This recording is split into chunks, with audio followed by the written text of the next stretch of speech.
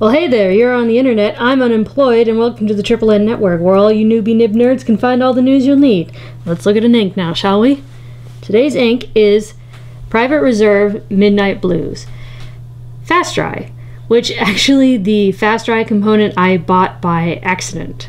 I guess I just clicked on the one next to the one that I meant, or maybe I didn't pay attention to it. Truth is, I didn't feel like sending it back because I thought, hey, you know, Fast Dry, what could it hurt? And I'm actually pretty pleased with it because I generally reserve these dark blues or these, you know, these blue blacks for academic or professional situations because it's the most socially acceptable. And in those situations, a lot of times you're filling out a bunch of forms and you wish things would dry quickly anyways, especially if you're a fountain pen user, like I assume pretty much everyone who's watching this is. So, Fast Dry. It's one of the few inks I have with this luxury component, and since recently acquiring some Tomoe River paper, I kind of wanted to put this to the test because Tomoe River paper, as you may or may not know, causes some pretty extremely long dry times in most inks. So let's take a look at that. What are the results? The results are horrible, terrible. Terrible, terrible, terrible, terrible. For the dry time, anyway. So the pens I used were a Nox Aristotle in extra fine, a Nox Plato in medium, and a Lamy Safari with a 1.1 millimeter stub. Now, this ink, here are 3 writing examples like that. Now, this ink, it performed adequately on this paper, you know, I mean, the flow was good, it wasn't, you know, it didn't cause any extremes, there was no feathering, there was no spreading, there was no bleed through, of course. The show through was pretty bad. As you can see against this white background, that's, I mean, it's almost as bad as what came through the printer, which for some reason reacted weird with this. Ignore that, that's Sharpie. But it's pretty bad. I mean, I generally don't use both sides of the paper, but when I have to, that would bug me. That's dark enough that it would bug me. Now, you do get a little bit of shading, but I gave it a 3 out of 10 because of sheen, which is something I've never, ever, ever seen this ink do before, but it did on this paper, and I'm going to try and show you some of that. You see, it's like a reddish, purplish kind of sheen where it gets super, super dark. And it actually shows up in the writing a bit too. You're not going to be able to see this, I know it already. But at the tips of these little flex points. And it's almost like a halo effect on certain letters in the medium, which writes really wet. But yeah, I've never seen this ink do that before, but I did it on this paper, so I had to give it some points for that. But whatever makes this quick dry, when paired with this paper, it's absolutely terrible. So yeah, I mean, look at this, 15 seconds and it's smearing pretty much just as much as it was at 1 second. It was just a mess. So that was not good. So comparing it to some other inks, here it is compared to Noodler's Midnight Blue.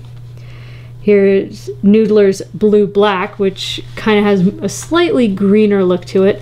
Noodler's 54th Massachusetts, which is slightly grayer. Diamine Denim. And Diamine... Sorry, Diamine. Why am I saying Diamine? Ugh. Anyways, watching too much internet. Anyways, Diamine Blue Black. Blue Black. Anyways, what was impressive was the water resistance. I've never had a situation where I needed to test the water resistance of this in real life, so getting to test it for these examinations was actually pretty insightful because look at that. I mean, it's not completely dark. It's like a dark, dark purple gray that stays around, but that's what remains after being soaked in water. That's pretty impressive. Now, I also tested it on Clairefontaine paper, which is a bit hydrophobic, but it's also 90 grams per square meter.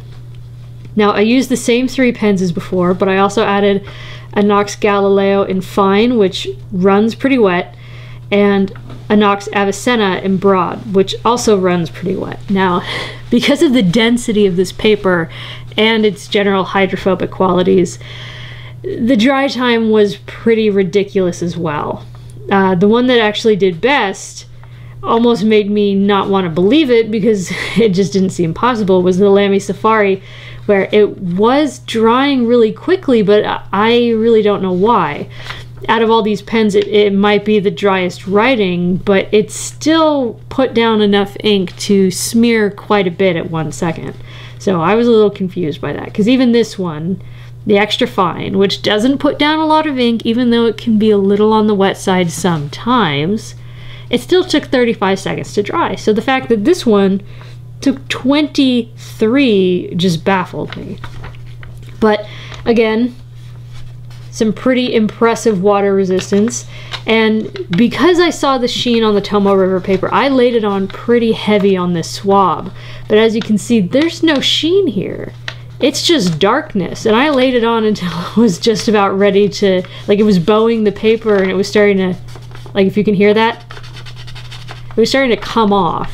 But I wanted to see if it would sheen, and it wouldn't. And usually you can get some sheen pretty easily on this paper, but not this time. So I guess this ink has its purposes on cheap copy paper, on moleskin paper. It dries really quickly. It feathers like crazy, but it dries really quickly. And, you know, it's one of those inks that'll surprise you. And it certainly surprised me. I saw sheen on Tomoe River paper, and I've never seen it do that before. It showed water resistance that I didn't even know that it had. It also proved that whatever makes inks fast dry is completely X'd out by whatever makes Tomoe River. However, it's a little dark for me. It's darker than I like it. It's one of those blue blacks that sort of in some situations makes me think I should have just gone with black. But it's good. Because of these tests, I'd say it surprised me, and it got a higher mark than I would have otherwise given it. So I'm gonna give it a, I don't know, maybe a 2.5 out of 5. It's halfway there. It's an ink that I'm glad that I got. If I knew what I knew now, would I buy it if I didn't already have it? I don't know. That's a coin toss. So that's my review on Private Reserve Ink Midnight Blues Fast Dry. Hope you have a good day, and so long from the Triple N Network.